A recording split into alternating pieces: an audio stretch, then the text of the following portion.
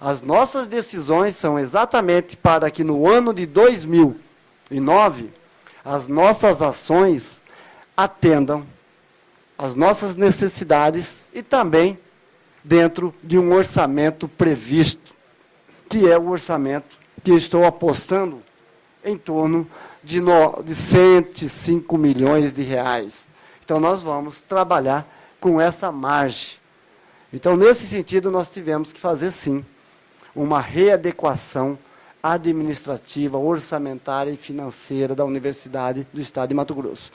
E, com certeza, todos nós sabíamos disso, e mais do que isso, nós aceitamos isso quando nós assumimos um compromisso. Isso é a Dunemate, isso é a reitoria, isso são os DCEs, e isso também são os técnicos administrativos. Nós assumimos aqui nessa casa, em outros lugares também.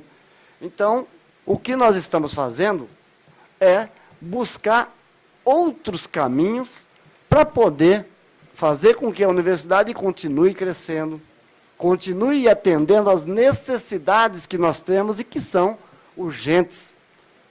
Por exemplo, ontem, nós estávamos na Assembleia Legislativa, sim.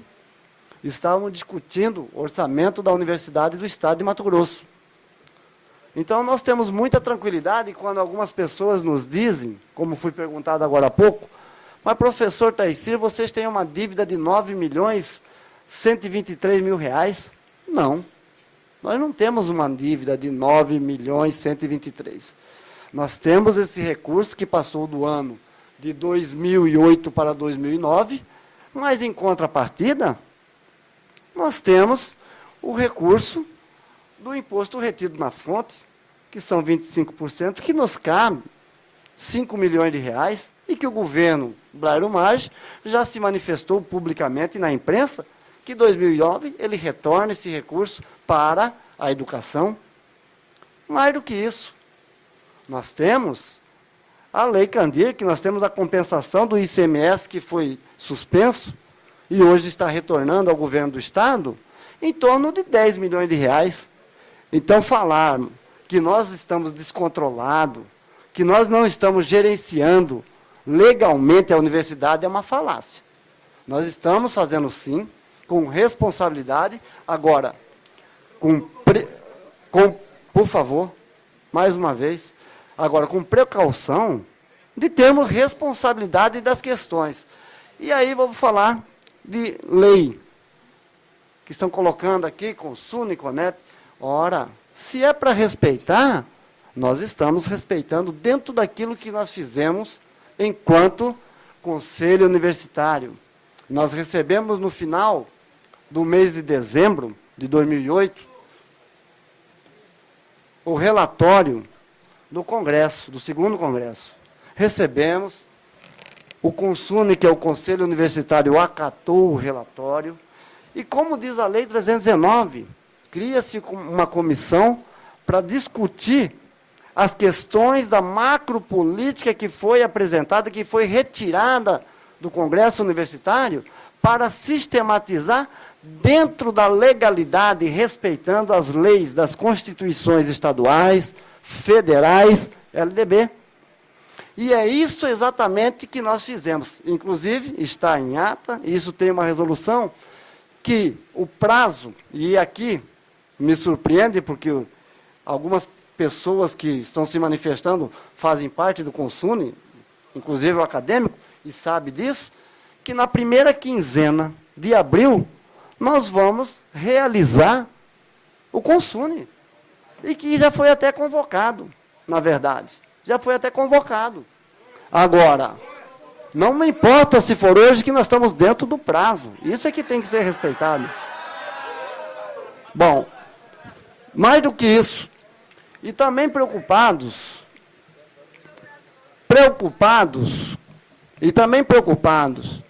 com as legalidades das nossas ações, nós solicitamos, deputado Alexandre César, um parecer da PGE, do Tribunal de Contas, até porque nós, enquanto pessoas físicas, respondemos pelas falhas que acontecem. Então, nós solicitamos ao Tribunal de Contas, solicitamos à Procuradoria-Geral da Justiça um parecer sobre legalidade de algumas dúvidas que pairavam sobre as questões colocadas. Não estamos dizendo que não é legal. Estamos dizendo apenas que tínhamos dúvidas e, enquanto gestores responsáveis, nós teríamos que consultar os órgãos competentes. É pecado fazer isso? Isso foi definido num conselho universitário. Será que, para isso, o conselho universitário não vale? Só vale para as coisas que nos interessam? Então, eu gostaria de deixar claro isso para vocês, que nós, em nenhum momento, estamos tomando atitudes que não são legais, que não são democráticas. Muito pelo contrário. Nós temos a responsabilidade, enquanto gestores eleitos pelo voto universal. Pode até não ter sido eleito por voto de alguns de vocês que estão aqui. Mas tivemos 78% dos votos da comunidade acadêmica. E eu digo mais, e é importante que se diga isso, que nós tivemos coragem de apresentar uma proposta e se apresentar à comunidade acadêmica. Agora, se nossos opositores não tiveram, não cabe a nós essa decisão. Não cabe a nós. Agora, então, nós temos que ter o respeito pela legitimidade da ação democrática desse país, porque senão daqui a pouco o que vira isso? Mais do que isso, em relação às bolsas que acabaram de solicitar. Não paramos. Nós já firmamos um convênio com a Secretaria de Ciência e Tecnologia, FAPEMAT, com o secretário Chico Dalto, que até ele pediu para que eu colocasse isso também, em nome dele aqui, que é exatamente para garantir as bolsas dos nossos acadêmicos, iniciação científica, bolsas de extensão. E aí, falando em bolsa, que quando nós assumimos a Universidade do Estado de Mato Grosso, nós tínhamos em torno de 40, 50 bolsas. Por que isso? Porque era o limite orçamentário e financeiro da nossa universidade naquela época. Mas quando tivemos uma folga maior, chegamos a ter 1.200 bolsas. Depois disso, tivemos uma média de 600 a 800 bolsas ano, financiada única e exclusivamente pela Universidade do Estado de Mato Grosso. Única e exclusivamente, todos os anos, entre 600 a 800 bolsas. Agora, neste momento, somos prudentes com o que está acontecendo no mundo afora. Por isso, a suspensão. Mas nem por isso deixamos de buscar outras fontes de recurso para atender uma demanda dessa natureza. Não deixamos de atender. Então, eu gostaria de dizer que tudo aquilo que foi definido no Congresso, tudo aquilo que foi e que estiver dentro da legalidade, nós temos, sim, o nosso consumo marcado, vamos aprovar sem nenhum problema aquilo que for dentro da legalidade. Não tem por que não fazer isso. E mais uma coisa, o professor Taicir fez ad referendo.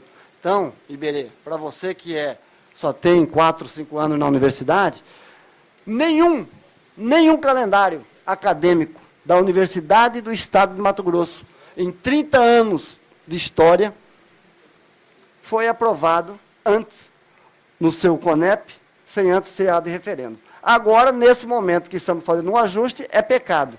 Mas durante todos os 30 anos, não foi. Então, é uma coisa assim, realmente, que nós precisamos, né, verificar.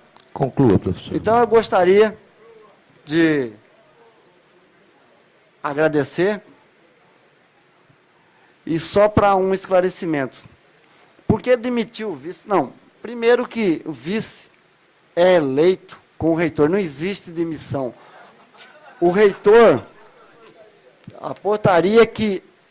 Foi muito bom, eu acho que isso é fundamental a gente esclarecer nesse momento que está toda a comunidade acadêmica e a comunidade externa.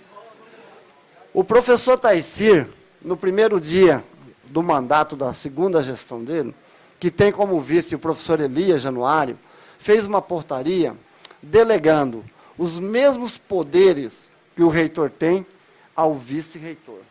Delegando os mesmos poderes que o reitor tem ao vice-reitor.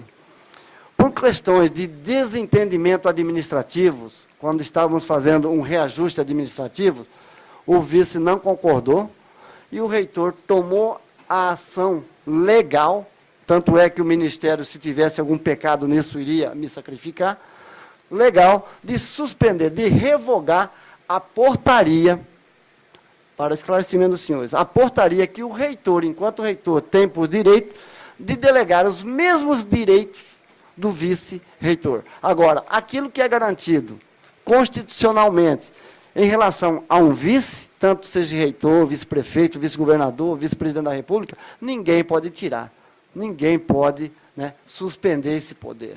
Então, eu gostaria de agradecer pela oportunidade de esclarecer os senhores deputados. Nós que agradecemos.